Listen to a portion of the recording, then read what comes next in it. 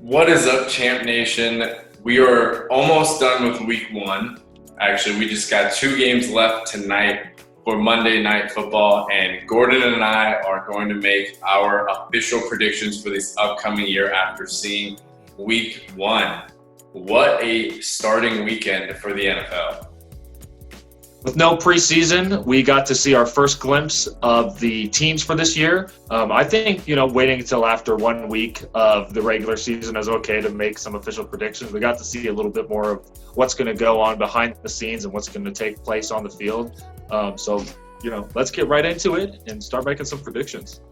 So we started off with the Super Bowl champs on Thursday night. Let's talk about the AFC West. I think that they started where they left off, and it is their division to lose. Yeah, it would be hard to see them not winning the division. Chargers, still some work to do, especially at the new quarterback position. Raiders, they got a lot of work to do. I don't think they're going to be very good this year. Only the Denver Broncos, who lost Von Miller for a considerable amount of time, and their offense is still pretty young. So Chiefs should honestly run away with the division, but it's still competitive enough to, maybe let them lose 1 or 2 games in the division.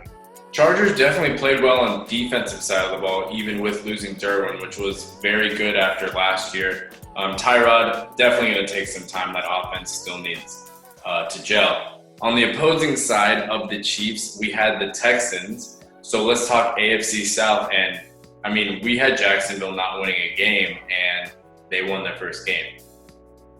Yeah, I don't know what it was. They got lucky against a very old-looking Phillip Rivers on a new team. So I don't know. I don't know what to think of the AFC South, especially with the Texans looking down this year as well. Titans, they should be able to win this division.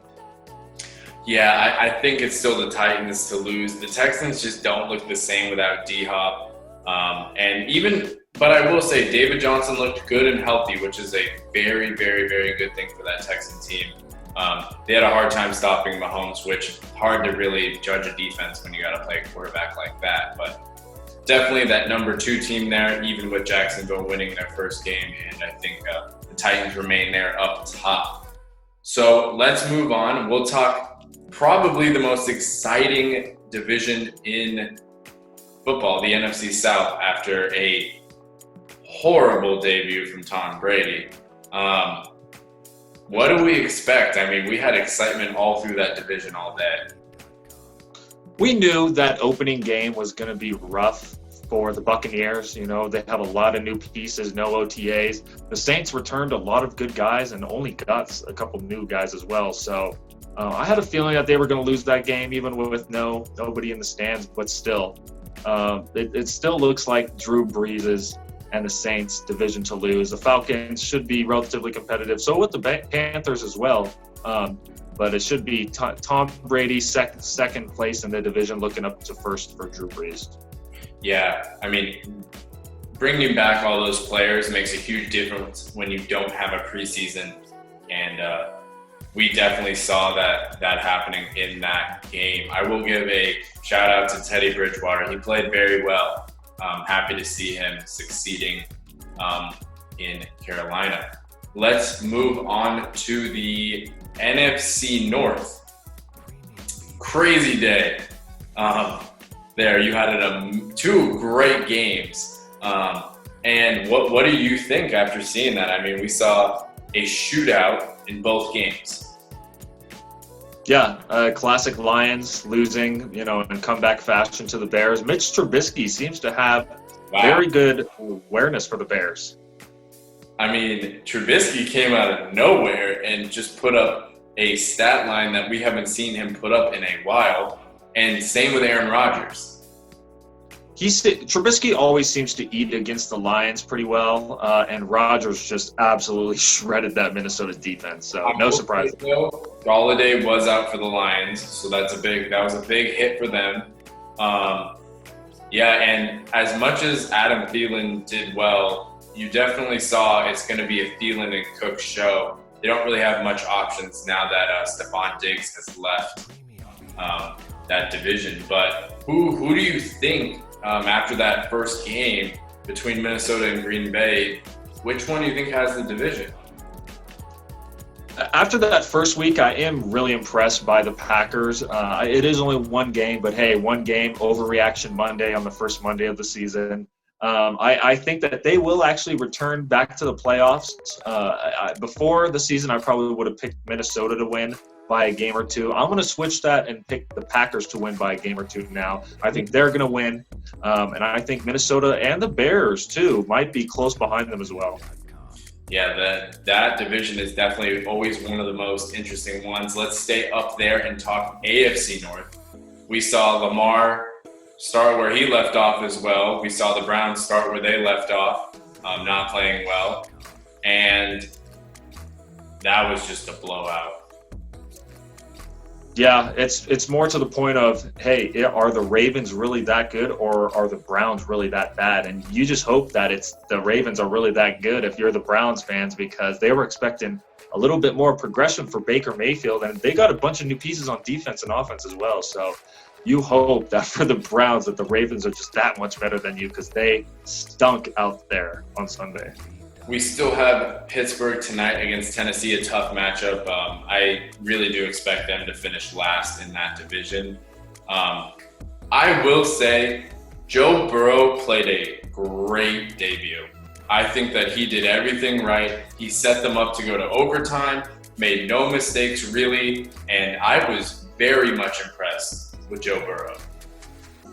He seemed to make the most out of every opportunity. His first career touchdown was a rushing touchdown, and he ran like a good 15 yards in. So he seems to be alert at the NFL level already, and they should have a quarterback there for the next 10 to 15 years. I totally agree. And let's move to the NFC East.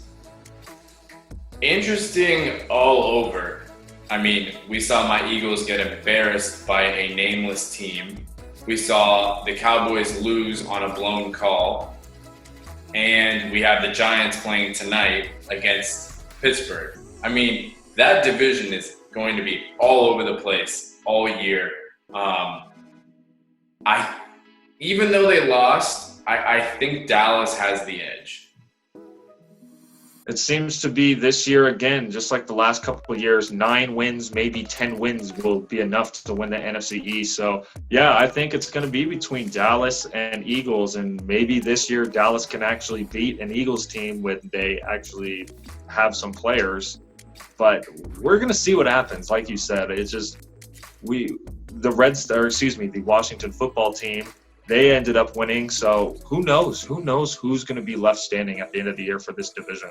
I'm going to pick the Eagles, actually, but you're going to go ahead and go pick the Cowboys. So yeah, I mean, I don't know. I don't trust Carson Wentz, but I do have to say, when we're talking about those two quarterbacks, Dak Prescott, Carson Wentz, and even Jared Goff in that Sunday Night Football game all proved that they do not deserve $100 million. So that's another interesting side note that we'll talk about later. But let's stay in the NFC. NFC West. What a fun division that will be. Russell Wilson, right into form. You had a awesome game with Arizona and San Francisco, and the Rams. Rams are the Rams, but I was very impressed with Arizona.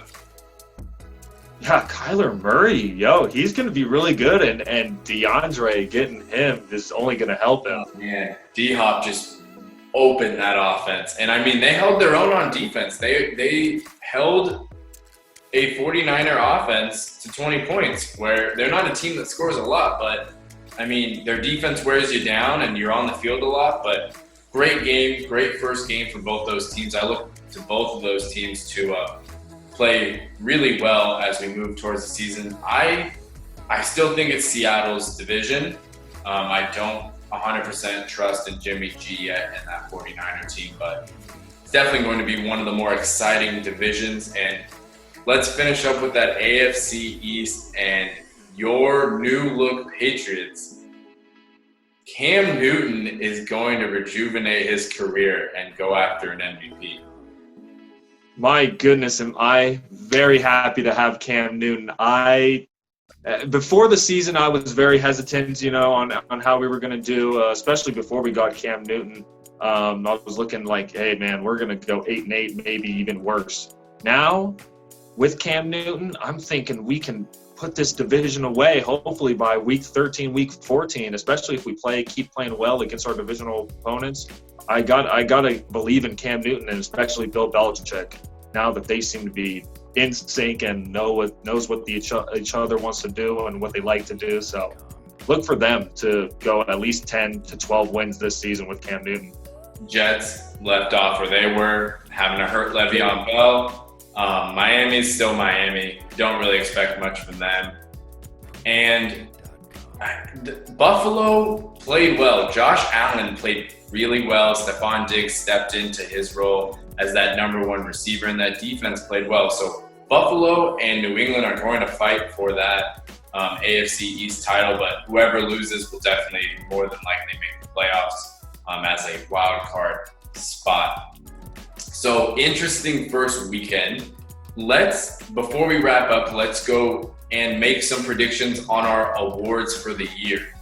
So we're going to talk comeback player of the year, defensive rookie of the year, offensive rookie of the year, defensive player of the year, and MVP of the league. Let's start with comeback player of the year. Who do you have? For my comeback player of the year, I'm going to go with Cooper Kupp. He got injured last year. I think he is Jared Goff's favorite receiver. He looked pretty good in the first game against the Cowboys. Look for him to have a 1,300-yard season as one of the top two wide receivers alongside Robert Woods in that Rams offense. I think Sean McVay is ready to use him, ready to get him back on track for this season. They're aiming to get another playoff berth this year in 2020. Look for him to be a big part of that offense. Who do you got for comeback player of the year? Well, before we move on, super bizarre because he's a guy that I thought had a lot of open looks last night, and they didn't throw him the ball. He had numerous plays where he was wide open, so hopefully McVay can get him going in sync with Jared Goff. I'm going to stay at the wide receiver position.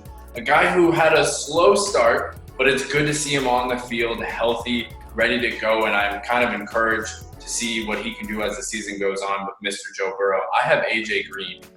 If he can get back to any sort of form, you know how deadly he is, and I just want to see him on the field and playing, and hopefully in my flex position getting me some points on Sundays.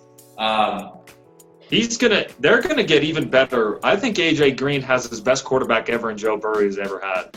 Yeah, I can't agree more. So it's honestly going to see if Joe can continue to gather poise as a rookie quarterback and develop. Let's move to defensive rookie of the year, and I know this guy's one of your favorite. Yes, I'm gonna go with Yetur Gross-Matos on the Panthers defensive end. He was in our first video, our first player featured in our first video ever here on this channel.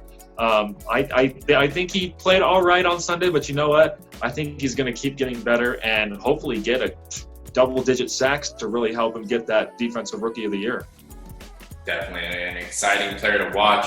I'm going to stay in the NFC, and my guy is going to be Isaiah Simmons of the Arizona Cardinals, a guy that can play so many different positions and definitely helped that Cardinal team in their win yesterday. So I got Isaiah Simmons. You know I love him. He was also another guy in one of our first videos. So Isaiah Simmons, watch out for that name. We will move to rookie offensive player of the year, and I'll start out with a running back who scored a touchdown, had a little bit of a rough patch yesterday. DeAndre Swift had a little bit of injury issues in camp, but seems to be healthy. They have a 3-back set there, but I think that he can be that receiving back out of the backfield and maybe get some touches running the ball. But watch out for DeAndre Swift of the Lions. DeAndre Swift should have a pretty good career there, especially with a good start alongside Adrian Peterson in the backfield. A guy who we know already has a good start is Clyde Edwards-Helaire. He had 120-plus rushing yards in his debut with the Chiefs, had a couple catches there for, I think, around 60 yards, 2+ touchdowns as well. So he looked excellent, and they he just adds such another dynamic element to that Chiefs offense. It is going to be unfair. I don't even know a team that can compete with the Chiefs, honestly, especially defensively when they have their offense out there on the field. Clyde Edwards-Helaire is going to help destroy the league again for the Chiefs in 2020. I think he's going to be your offensive rookie of the year. Agreed. Wait, did I just go? Oh, I said Swift. My bad. I don't know why. You said DeAndre. Yeah. Okay. So enough with the rookies. Let's go to the veterans. Your defensive player of the year. I mean, I am the biggest fan of this man. He's already has it 2 times already. It's not JJ. It is Aaron Donald. He is still a beast. It's hard not to pick him. You know, he is the safest player to pick, and I think he's going to be that game wrecker that he is every game. He already was last night against the Cowboys, so look for him to stay on point in 2020 and compete for another defensive player of the year. I like that pick, and I'm going to go with a guy that plays the same exact position, but plays down in New Orleans in Cam Jordan. He made the Tampa Bay line look absolutely horrible. I think he's a man on a mission and ready to win. He knows that the Saints are kind of in an interesting loop with Drew Brees nearing the end, and I think he's going to go out and ball and have an awesome season. So let's see if Cam Jordan can get a Defensive Player of the Year under his belt. Finally, the most coveted award, the MVP of the NFL, and I think I know who yours is. Mine's a little bit different, but I'll let you go ahead and take the first shot at this one. I'll take the safe way out. I'll take Patrick Mahomes. He's going to get multiple MVP awards in his career. Is it going to be this year? Maybe. It's looking like it, especially with Clyde Edwards-Helaire coming out of the backfield now. They just have way too many weapons. Like I said, nobody can even compete with them. I pray that we get Lamar and Patrick Mahomes in the AFC Championship game this year. That would be so epic, even with no fans in the stands. Hopefully one of those two, hopefully that's a back-to-back MVPs. Actually, that technically is already. Hopefully one of them can add another MVP to their resume and we get some crazy football. But I'm going to go with Patrick Mahomes, safe way out. I like that pick, and I'm going to stay and go with a quarterback, a guy that threw 4 touchdowns yesterday, and a guy that has proven himself year in and year out, and I'm going to go with Russell Wilson. He is a man on a mission and just continues to impress, a guy that has an offense that is very much less than a lot of the other quarterbacks. So look for Russell Wilson to keep putting up numbers and hopefully snag that MVP. Week 1 is done. I know that we just can't wait for week 2. We hope you guys enjoy Monday Night Football. Hopefully another 2 great games happened. And we will bring you guys a week 2 and 3 video coming up along with a podcast here in the next week and a half. Happy football, and we will see you guys soon.